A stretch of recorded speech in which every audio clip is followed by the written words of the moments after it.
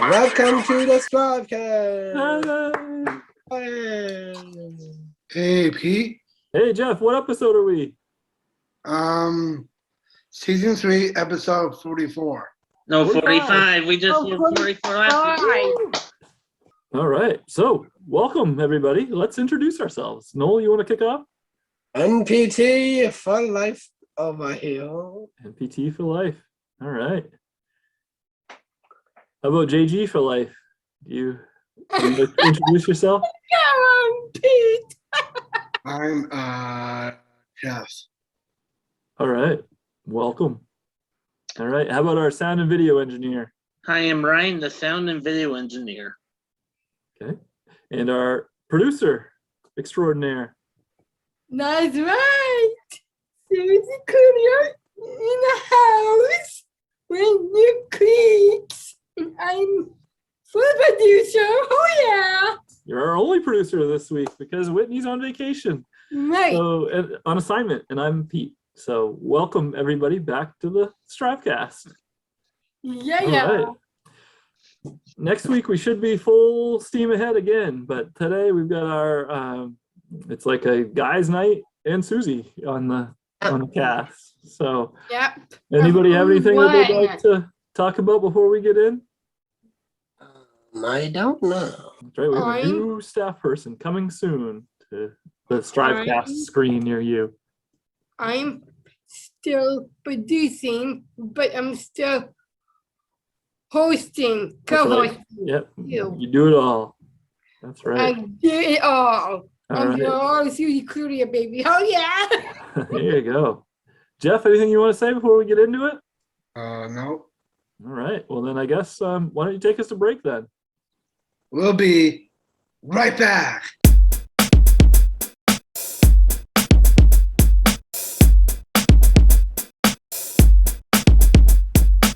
All right. Welcome back. We're here with Justin from Full Plates, Full Potential. And Noel is going to kick off our interview. Welcome to the STRIVECast. Justin, tell us about Full Plate Full Potential. Yeah, well, first of all, thank you for having me. It's a pleasure to be here. So Full Plates, Full Potential, we're a nonprofit organization working across the state of Maine. We're working to end child hunger here in Maine. And we do that by focusing on increasing participation to and access to school meals and other child nutrition programs. And we do that through a combination of providing grants directly to the programs, so to schools and to other meal service providers to help them have the resources they need to get more food and more meals in front of more kids. And then we also work on systemic change and breaking down some of the systemic barriers through advocating for legislative changes at the State House, through helping Department of Education and others implement some of those solutions and increasing public awareness and public perception around school meals. Great. Pretty interesting, huh, guys?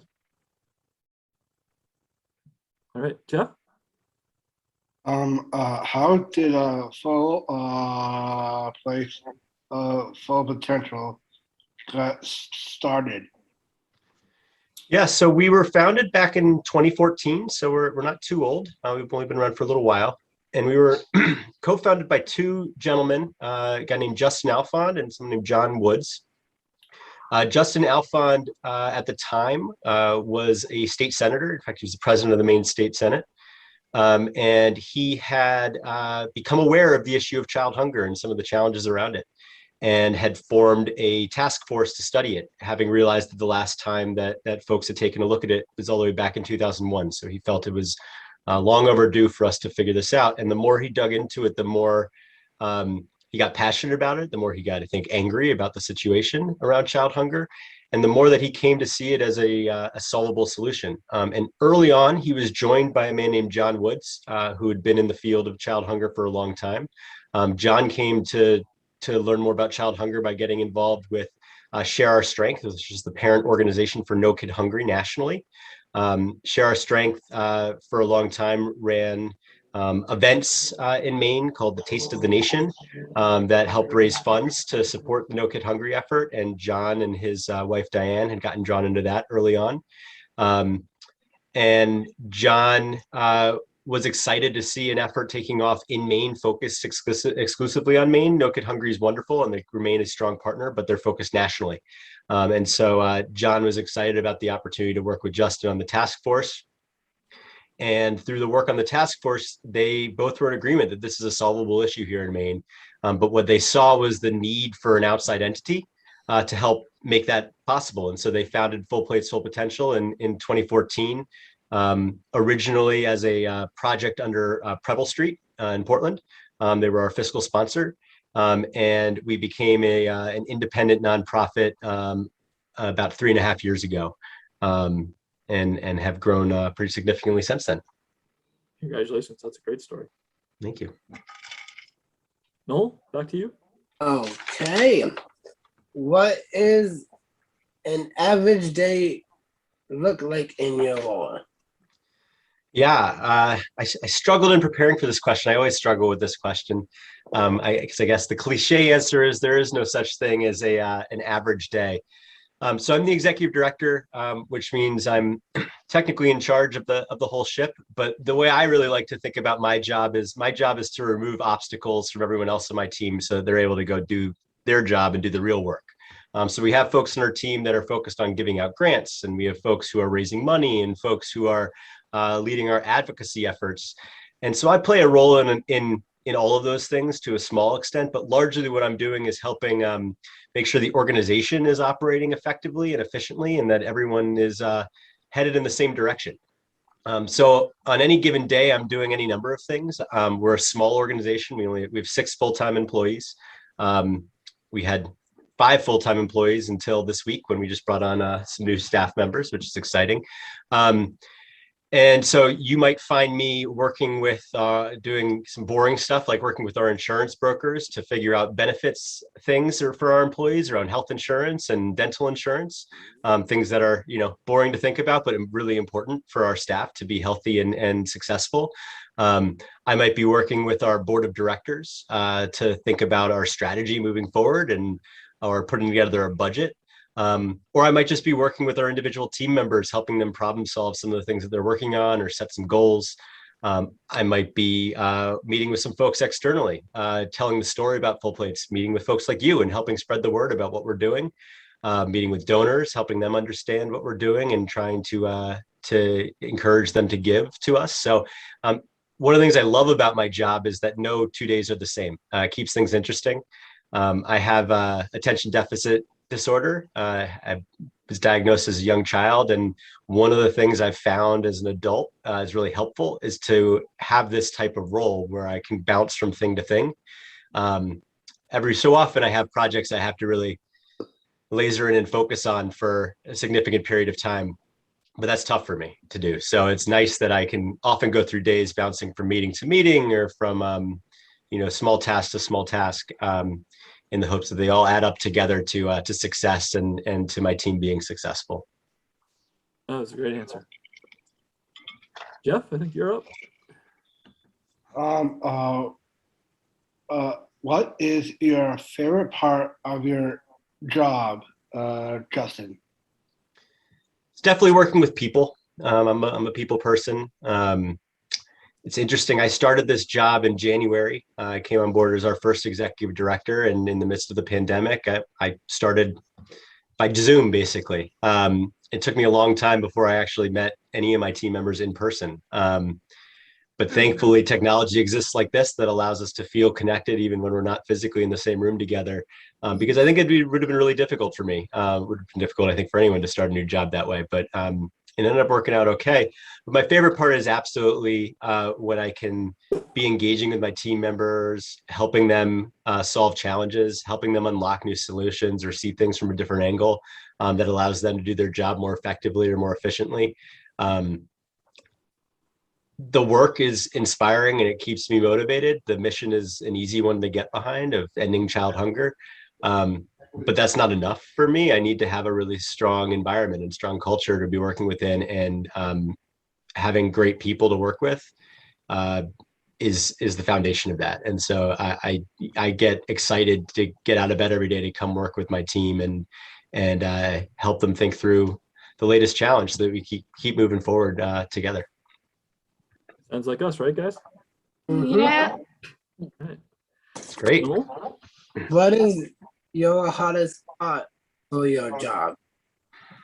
Yeah, so I think there are probably two answers to this. I mean, I alluded to it earlier, but as someone with attention deficit disorder, it's personally difficult when I have to sort of focus on a project for a sort of a period of time. So for example, I'm working on getting us ready to do some strategic planning as an organization, and I have a clear vision for it, but designing the process of it is a little daunting to sit down and have to map that out. It's not difficult from I don't like it. It's just, it's hard for me to focus in that way. I'm excited to do the strategic planning. It's just hard for me to focus in that way. Hard in other ways. I mean, ultimately as the leader of the organization, I try to make decisions inclusively and try to listen to my team, and as much as possible, try to make decisions that everybody likes. But one of the realities of leadership is that you can't make everyone happy all the time. And in fact, if you try to do that, you're likely going to end up in trouble. And so there are times that I have to make difficult decisions. And I try to listen to my team as much as I can and hear as much input. But ultimately, I have to make the decision. All I can hope for is that my team feels like they were included in the decision-making process and that they understand how I arrived at the decision that I ended up making. But I think something I struggled with when I was younger and earlier in my leadership career was that challenge of making difficult decisions and feeling as though I had to justify it to every single person on the team, knowing that someone were going to be disappointed. And it's less about justifying the decision as it is helping people see how we got there and why it's important and why it's the best thing for the organization moving forward. But sometimes that means difficult decisions. Nonprofits function off of revenue and have some constraints on them. That means that sometimes we only have so much money that we can use for different things. And there's lots of things that we want to do to be able to solve the issues that we're working on. And so we have to make smart, strategic choices. And those are not always easy because saying yes to one thing means saying no to something else. Great. And we totally get that. What does you guys have coming up, looking forward to? Yeah, so I think we have a handful of things that we're really excited about as we head into the year. So internally, I mentioned that we're heading into a strategic planning process to figure out what the future looks like for us and where we're headed. Ultimately, as an organization, our ultimate goal is to work ourselves out of a job. We want to not be here in a matter of years because we've solved what we've been working on, and that kids have access to meals and that we don't need to exist anymore. That would be the dream. And so we're going to do some work to figure out how we get there and what sort of time frame do we think it's going to take us to get there. And that gets me excited because there's so much that comes out of that. It's a great process to go through, but then coming out of it, we're able to be so much more planful and strategic. In terms of the actual work that we're doing, we're headed back into the school year, and there's a lot of uncertainty this year. Last year, we pivoted our grant making to just meet the basic needs of our school districts. Our schools were having to, all of a sudden with remote learning, find new mechanisms to get meals to students that, students were coming into the classroom anymore. Even when schools were in person, students weren't eating in lunchrooms. They were eating in their classrooms. And so schools had a ton of challenges that they had to overcome and did a wonderful job overcoming. And we were able to support them through some emergency grants, thanks to the tremendous generosity of donors. We gave out close to $1.4 million in emergency relief grants over about a year-long period. And, we'd love to be saying we're coming out of the pandemic, but, with the Delta variant and other question marks and with certainly our younger age students not able to be vaccinated yet, there's just so many unknowns. I know folks are hoping to be back in person when schools open in a matter of weeks, and I think many will, but we are waiting to see sort of where things land in terms of the school nutrition programs and where they may need support. We did pass some significant legislation this past year, most notably a school meals for all bill, which we're really excited about, which will make school meals free for all students, regardless of income. It extends a federal waiver that will be in existence for this coming year and was in existence last year. But that legislation made Maine only the second state in the country to enact that. And California beat us by a matter of days. So we're really excited to lead the way as a state, just like our state motto, Dirigo, I lead. But there's a lot of implementation support that needs to happen with that. So we were really looking forward to working with Department of Education and the public and some of our other partners to make sure that some of these things are implemented effectively, and that as many barriers as possible are removed for families, for school nutrition directors, so that school nutrition directors can just focus on feeding kids, so that families can just focus on eating and learning, because we know that hungry kids can't learn. And so we need to make sure that they have the fuel needed to learn. So there's a lot of work that's going to go into that. Even though we had that big legislative win, contrary to popular belief, the fight is far from over. There's a lot of implementation work and the nitty gritty details that we need to solve for. And then the last thing I'm excited for is we're launching a partnership with Jobs for Maine's graduates, which is a statewide organization that supports students in high school and or in middle school and high school and into college in preparing for careers. And we're partnering with them on their end. The students are going to get some leadership development skills. They're going to work with the school nutrition directors in their schools to learn more about the issue of child hunger and how child nutrition programs work, and to propose some real solutions that us and Jobs for Maine's graduates are going to fund to help improve access to meals. And we're really excited to get that student voice into our work. We do a lot of listening to school nutrition directors, but we haven't had as much opportunity to listen to students. And so we're really excited to hear from students directly about what would make a difference in terms of having access to meals and avoiding food insecurity. So we're excited. We're going to be piloting that in 10 districts across the state in the coming year, with the hopes to expand that statewide in the coming years. So that's another thing that we're pretty excited about.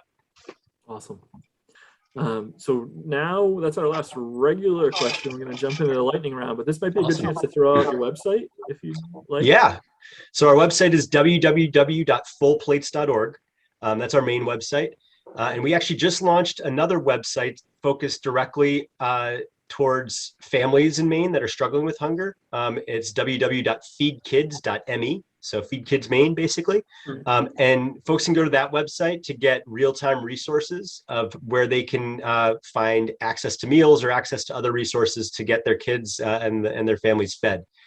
So we're really excited to be launching that as part of our public awareness campaign. Awesome. And Ryan will put both of those on the screen too. Great. Excellent. Okay, guys, what's the time for now? Lightning. Hi, Joe. Yeah, All right. All right. So Let's Susie's do gonna it. jump in on this too. And as always, Jeff kicks off our lightning round. What is your favorite summer activity? Good one. Oh, that's tough to narrow down, but I'd say, I mean, really just being outside in general, more specifically being on, in, or around water. I love canoeing and kayaking and swimming and floating in water. So anytime I could do that, that's great. Love hiking too, but I could do that year round. Noel? Oh, yes. If you were a clown in a circus, what kind of clown do you like to? Ooh. Ooh, what kind of clown would I be? I'd probably be that kind of clown that does like physical jokes, so that they're making you laugh by falling down or pretending to get injured. I have two little kids, two boys, ages 2 and 4, and I find I do that a lot for them, and it makes them laugh. So at the risk of injuring myself, that's probably the direction I'd go. Great. All right, Susie, do you have one? Yes, I do.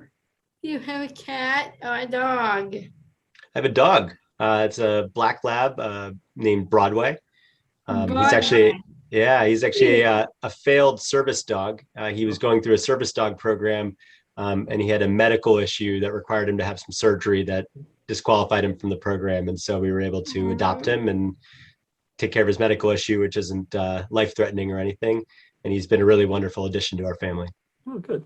You know, my good thing, because I have a cat too, because she's a part of our family also. That's right. Yeah. Okay, Jeff, you're up. Okay. What is your favorite superpower and why? Ooh, man. I should be more prepared for this one because my oldest son is just obsessed with superheroes. Even though he knows all the Marvel characters, even though he's never seen any of the Marvel movies. I don't know how that's possible, but I think I'd go with flying. I don't know. I think that'd be pretty cool. I'd be able to avoid traffic and getting places and see what it's like to be a bird. I don't know. I think I'd go with flying. Okay. Noel? If you're a license plate of a vehicle, what kind of license plate do you like to be? Wow. That's a new good one too. Yeah. Maine has so many great options in terms of the license plates. We have we have two cars, and we have the loon plate on one and the lobster plate on the other, because we couldn't decide on just one. I think I'd probably go with that loon one though. That's the one I put on my car. I like the ocean, but I like lakes and mountains, and that side of thing is a little bit more. That's a good one. Yeah. All right, Suze? That's your favorite joke. My favorite joke? So how we wrap up the lightning round is with your best joke, if you have. All right. All right. It's a knock-knock joke because I'm a dad. So knock-knock. Who's there? Banana. Banana. What? Knock-knock. Who's there? Who's there? Banana. Banana who? Who? Knock-knock. Who's there? Who's there? Banana. Banana what? Knock-knock. Who's there? Who's there? Orange. Orange who?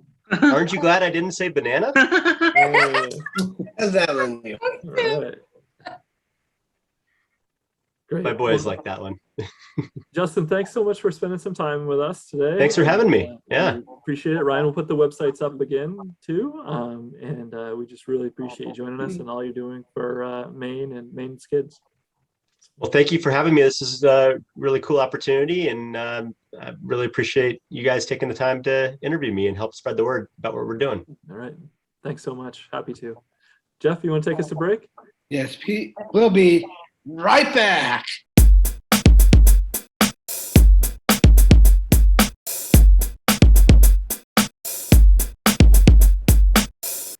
STRIVECast is brought to you by... Your ad is right here. Right here, Yeah, it is right baby. here. That's right. And our summer special is winding down, but it's still going, and it's 5 full episodes for how much, Susie? 50. 5 for 50. Can't beat that. It is a great deal. Several mentions throughout the show, plus social media mentions as well. So if you want to get involved in that, they could email us, right? Right. Yep, STRIVECast at pslstrive.org. Okay, thanks. Jeff, want to take us to break? Yes. We'll be right back.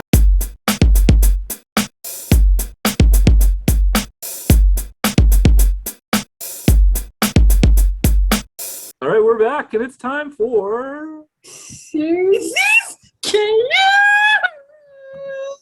It sure is. Today is about toilet paper. Toilet paper. All right, this should be a interesting one. All right, do you want to kick it off, or do you want me to give the scores first? The scores first. Okay. Oh, and I think we need a theme song too. Well, that's a good chance for everybody to gain some ground on Whitney. She's at 88.5. Susie is in second at 87, and then all three guys are tied with 86. So Noel, Jeff, and Ryan all nodded at 86. So we'll see where this goes today. All right. So Susie, do you have a theme? Yes, I do. Susie cute, Susie cute. I want like Susie cute, and I can producer slash host. There you go. What? Oh yeah. Okay. All right. Let's do it. We got 4 questions up for grabs today about toilet paper. Take it away, Susie. That's right. Okay. August 26th is a National Toilet Paper Day. Is that true or false? Wow. So August 26th, coming right up, National Toilet Paper Day. True or false? Susie, you're the only girl standing today, so you get to go first. Sweet. Okay. I think it's true. Okay. Other way. All right. Susie goes true. Noel. And over here, that's true. True. All right. Jeff. Pete, I'm going true all the way. Okay. Yeah. All right. And Ryan. True. Okay. All trues and great news because that is true. Woo! It commemorates the first time it was ever sold on a roll, which was August 26th, 1871. Wow. So there you go. Wow. Coming right up. Mark your calendars now for August 26th. That's 3 days before my birthday. There you go. We'll celebrate with National Toilet Paper Day and Ryan's birthday in the same week. All right, so points for everybody there. Okay. It takes about 384 trees to make the toilet paper for one person uses in his lifetime. Is that true or false? Okay. Is it true or false that it takes about 384 trees to make the toilet paper one person uses in their lifetime? All right, let's start this time with Jeff. Okay, Pete, I'm going to go with true. Okay, Jeff's going true. Ryan? True. Okay, Noel? This is an audio podcast too, so True. okay. And Suze? False. Susie goes false. Well, the guys are going to pick up a point on this one because that is actually true. 384 trees. I did not know that. Wow. So there's a point for the gents. Yep. All right. And question 3. About 4 million billions of people in the world do not use toilet paper. Is that true or false? Oh boy. About 4 billion people in the world do not use toilet paper. Is that true or false? We'll start with Noel on this one. False. Noel's going with false. All right. Ryan? True. Okay. Susie? True. All right. And Jeff? True. Okay. The trues have it. As strange as that may sound, that is true. Well, let's bite it. So, Do it. About 75% of the world population. I bet some of them don't have that, but they use other ways. Yeah, it says that some of the things they use instead are wood shavings, hay, Wow. rocks, corn Oh my cobs, God. newspapers, leaves, Oh my and even God. fruit peels. Some of those options are less hygienic. Wow. I would think Crazy so. what that world's like. Yeah, with some yeah. others. Wealthy Romans used wool soaked in rose water, and French royalty used lace. That sounds like more sanitary right there. Yes. Yeah, that Wow. is probably a good thing that Whitney's not here with us today for these questions. So, all right. Yep. So that is a point for everybody but Noel, that one. Say no. Sorry, Noel. This one is not true or false. Thank you. Thank you. Can you guess how many of wolves of toilet paper a person uses in a year? Okay, so we're looking for a number and not true or false. And can you guess how many rolls of toilet paper one average person uses in 1 year? All right. Ryan, would you like to kick off? Well, this first one? off, do we want? How are we gonna? Whoever gets the closest is gonna get a score. Is that how we want to do it, or? Yeah, how about this? If somebody gets it exactly right, 5 points. Otherwise, Price is Right rules. And we'll go closest without going over gets 2 points. Oh, Okay? All All right. right. So Ryan, you kick off. The amount of toilet paper rolls the average person uses in 1 year. I would have to go with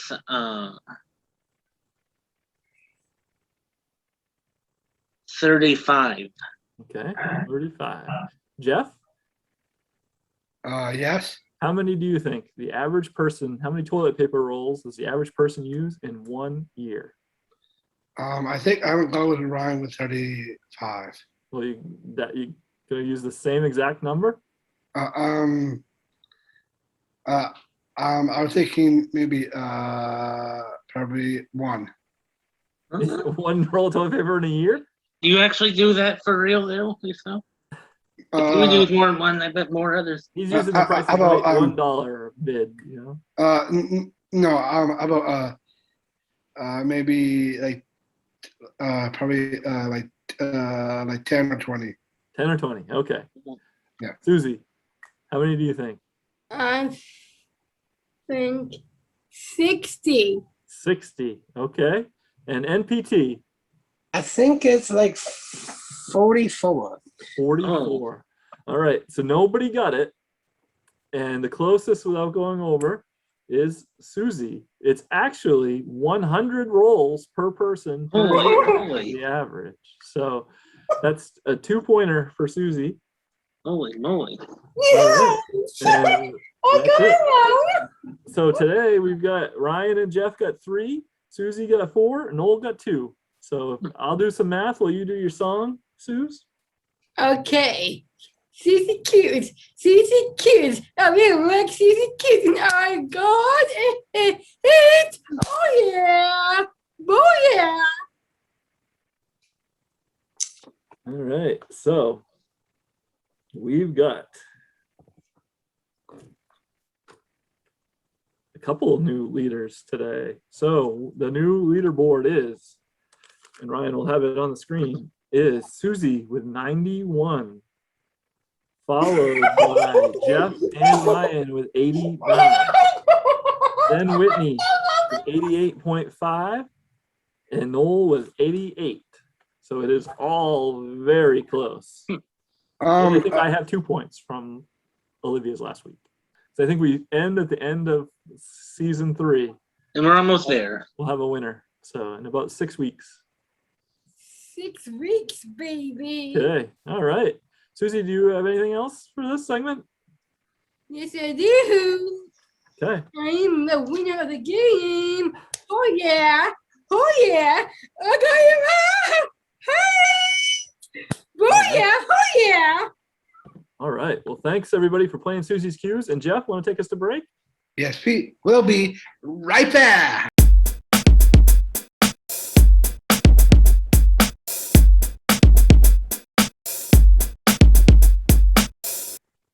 We're back. And what's it time for? It's time for my segment. All right. And what's it called? That's me. All right. Ask you. Okay. We've got a letter. We got an email from Ryan, actually, from Bangor. So not our Ryan. Different Ryan Ryan. from Bangor. Oh. And he writes, Dear Jeff, if you could have a celebrity or anyone in the world join the STRIVECast team, who would they be and what would they do? Thanks, Ryan from Bangor. Yeah. I know about mine. Okay, so if you could have any celebrity or anybody in the world join our little STRIVECast family, who would it be? I know. because we will be having a new co-host joining us in a week or two, maybe as early as next week, depending on Yeah. training. I think it will be. It's fine. Could be anyone in the whole world.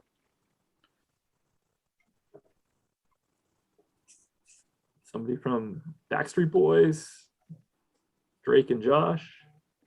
Oh, Tony. Pete. Pete, I say Nick Carter. Nick Carter. There you go. You got it. Hi. Here's the STRIVEcast with all of us and Nick Carter, the co-host. That would be fun, huh? Nice. Yeah, he's my favorite. I mean, I'll he's bet. my number one. Yeah, He's my number one. okay. He What, was the he could do Ask Nick. Yeah. I'm thinking, You got somebody, Suze? yes, I do. Okay, who do you think? Ashley. Ashley? Me. Okay. You'd rather have her than somebody from like Backstreet Boys or Nope. Sister. John Stamos. yeah, or Oh, that's a good one. I'm not gonna be creepy. All right, how about you, Noel? I think I would pick John himself. John Stamos, Yeah. Uncle Jesse, And DJ. DJ Tanner. Yeah. That'd be quite a cast. Cast of Yeah. Full House and a cast of STRIVEcast fam. That would be something. Ryan, do you have anybody? I think like David Ortiz, other known as Big Poppy. That would be a good one. Yes. I The saw he big just puppy. I he love just started him. a new podcast Yeah. himself, so he's our competition now. Wow. Yeah. He might get a few more listeners than us just because he's a little more famous than us, but we'll catch him, right? So, Yeah, we should. We should all right. Any catch other them. guests, or not guests, but co-hosts that we would have? Robert De Niro. Robert De Niro, that would be something. What about Clark Obama? Barack Obama, he'd be a good one. Yeah. That would be definitely good for our ratings, right? Yeah. Oh Okay. yeah. Angus King one was successful when we That did was the a real good interviews. one. Yep, that would be a good one. So, okay. Well, Jeff, great answer. Nick Carter, I think, would be a good addition to our team. Maybe he'll join us next week. You'll have to tune in to find out, right? Yeah. I'll always send him something, like a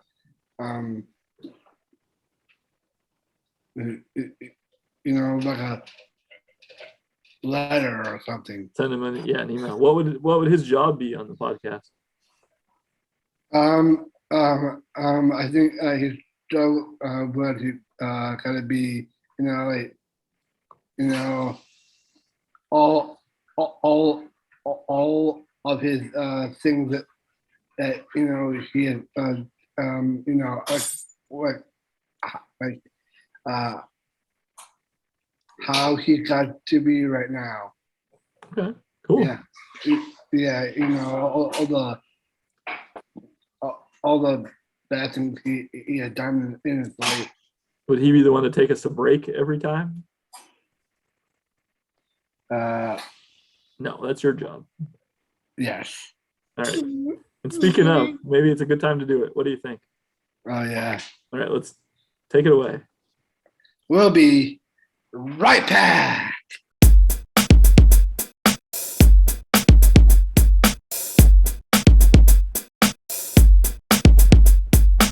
We're back. Welcome back for another Noel Tree. Welcome back to another Noel Tree. Here we go. The floor is yours, Mr. T. Yeah. Once upon a book, there was a rainbow. And the rainbow had a man who sang, "Reading Rainbow, when you have a book, when you open a book, become Reading Rainbow." And all the kids come out and play and dancing all the way and laughing and jiggling and a lot of fun. Reading Rainbow, the end. Hmm. Remember that show? Mhm. The- Yes, I do, actually. That was from the poem. Was the poem just their theme song? No, about laughing and playing with kids and going. Yeah, and I don't remember the jiggling part of that Hmm. theme song either. Yeah. So it was an original Noel twist on an old favorite. Yeah. Okay. Does that have something to do with back to school? Yeah. Okay. Anything else we should know about this week's Noel Tree poem? How about learn about sports? Oh, who's going to learn about sports? Like if you read a book, it would take you anywhere, like baseball games, football games, and stuff like that. That's a good way to learn about anything, right? By reading a book. Awesome. Yeah. Okay. Anything else? Not really. All right. Then Jeff, do you want to take us to break? We'll be right back.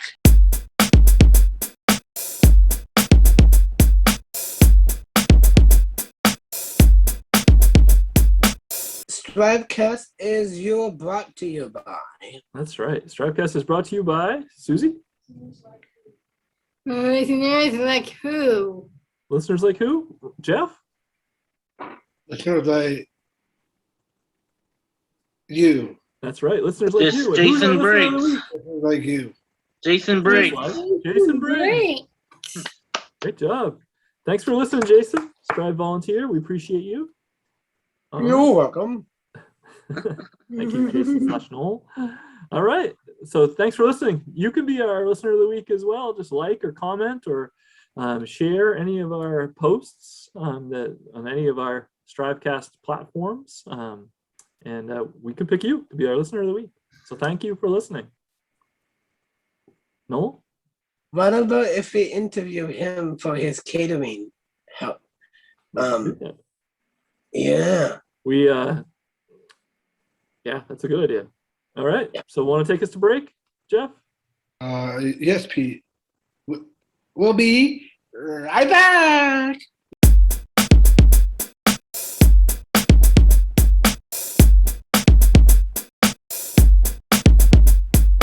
We're back and it's time to Wrap it up, wrap it up. Let's do wrap it up. Susie bringing the energy as we wrap it up. It's Okay. a turkey Italian beef turkey wrap sandwich. Did you say a Sophie Italian beef? No, beefy Beefy Steak. Italian wrap? Italian wrap. Hmm. Smoky Italian wrap. Smoky. I thought you said Sophie. That makes more sense. Smoky Italian wrap. We got to wrap it up to finish our StriveCast episode up and to be able to have lunch. That's right. Just in Can for time. both. Can even be that wrap. Yeah, so special thanks to our guest, Justin from Full Plates, Full Potential, and all that he and his organization are doing for Maine and Maine's kids. That was really impressive work that they're doing to help end hunger issues for children in Maine. So I learned a lot from that interview, and I hope everybody listening did as well. I did too. Okay, and if people have guest suggestions, they can send them to us, right? Yeah. Of course. Send them our way, strivecast@pslstrive.org, and we'll try to get your guest suggestions to come on the show. Mm-hmm. All right. Guys, what else? Anything else we got to talk about? Well, we got to come on the roof. Oh, yeah. That's right. That's right. 5K first, though. Yep, the 5K is going to be September 18th at 8 a.m. And you can do it in person or virtually. And then we are going to be kicking off Kevin on the Roof the Monday after that, September 20th. He'll be on the roof once again at Patriot Subaru in Saco. So stay tuned for more on that. But our good friend Kevin's going to be going up on the roof again. This is, I believe, his 9th time on the roof, and it's our 10th annual 10K. So a couple big numbers there for those events. Yeah. Then we have our Strive auction the month after. That's right. Coming up at end of October is the Strive annual auction. So lots coming up this fall. Is it virtual auction? I guess. Yes. Yep. The Bulls, I think. Hybrid. Yep. So stay tuned. We may have a kickoff event, but we're watching the new Delta variant pretty closely to make sure that we can still do that. But that's our hope, is to have a live small kickoff event, and then really the auction will be online for a week again, like last year. Then is the anniversary 5 Yeah, we do a gala anniversary every 5 years. Yep. no. So that will be in, I believe, 2024 will be our 25th Yeah, 20. anniversary. But we do have Whoa. a smaller anniversary every December. Is our, the beginning of December, usually the first Friday is our real anniversary date. So we usually celebrate that at Strive Night. So, I thought we looked. Wow. Oh, so it's Friday at Saturday, but the January one, we do January too. sometimes, yeah, depending on what's going on. And it's tough to do it in December because we don't want to get too close to the holidays. So we wait till after. And get Yeah.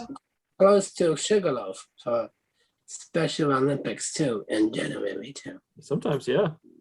Yep. We don't want to interfere with that because we know a lot of our people go. So, Yep. all And then right, I guess everyone else also go? though, Strive is still hiring. That is true. Strive is still hiring. Good point, Ryan. And check out our website. PSLStrive.org/employment. There you go. PSLStrive.org/employment if you'd like to join our team. So, Yeah. all right. So, and next week, Whitney will be back, and maybe our new events coordinator, program and events coordinator, will be joining us as well. So, you'll have to tune in next week, and we'll introduce you to her, and the whole gang will be back together. Mm-hmm.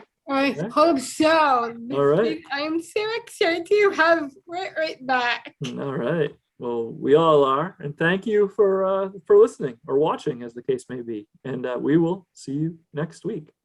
Yeah. See you next Bye, week. everybody. Bye. Bye. Bye. Thanks for Bye. listening.